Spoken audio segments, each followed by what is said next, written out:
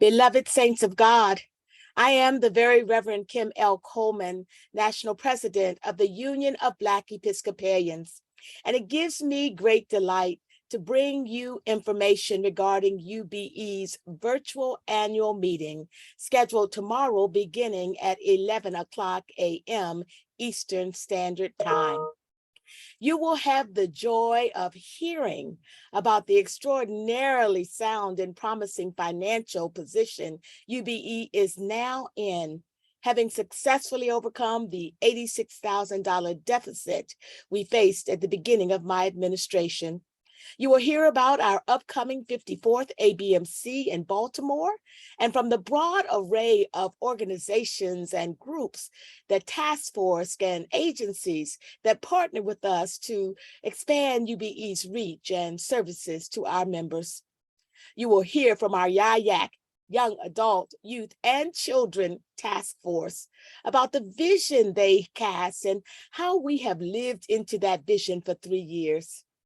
And we also will conduct the election of national officers and consider proposed bylaw changes that will be presented by the Joint Membership and Bylaws Committee.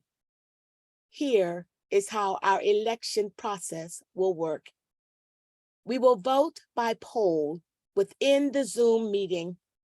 We encourage everyone to please access the Zoom meeting via a computer or tablet or laptop. We have in place a system to permit those who are attending the meeting by phone to vote as well if necessary, but urge you to make it easier on the process and on us by finding and joining via a computer, a tablet, or a laptop. The election itself will be handled by our outgoing First Vice President, since I and other officers are on the ballot. The nominating committee will present its report, and the acting chair will entertain nominations from the floor. Permitting nominations from the floor are part of our history and our bylaws. We just might have an opportunity to show the larger church how to do so and how to do so well. For contested positions, each candidate will have 3 minutes to address the body. The poll and phone voting will remain open for 30 minutes. We will not announce the outcome of the election until all poll and phone votes have been counted. We're asking all attendees to turn on your video camera for this meeting and to change your screen name to match your full name. Other rules that govern our election will be shared by our parliamentarian during the meeting. For the consideration of proposed bylaws changes, we have made adjustments to the agenda to allow everyone to participate in the discussion. Persons who speak will have time limits established before debate begins. Persons who exceed the allotted amount of time will be muted.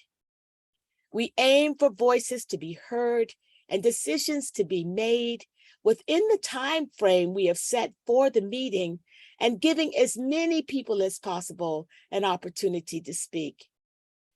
Meeting materials are now obtainable from the website by clicking on the banner page for the 54th Annual Business Meeting and Conference and following the instructions in the first section of that page that comes up. We encourage you to check that page again before the meeting begins for any updates that are posted later today.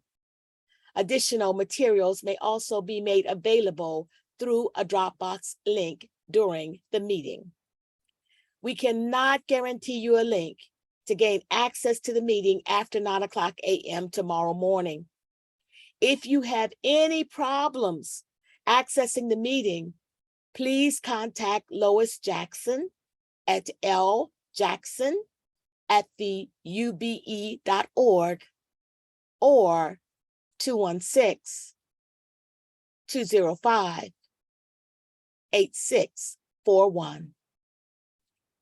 As we prepare to gather together tomorrow, I am reminded of a charge given to us by UBE freedom fighter, the Reverend Canon Edward W. Rodman, who says, "Let there be peace among us, and let us not be the instruments of our own or others' oppression." Thank you so much for your attention, and we look forward to seeing you tomorrow.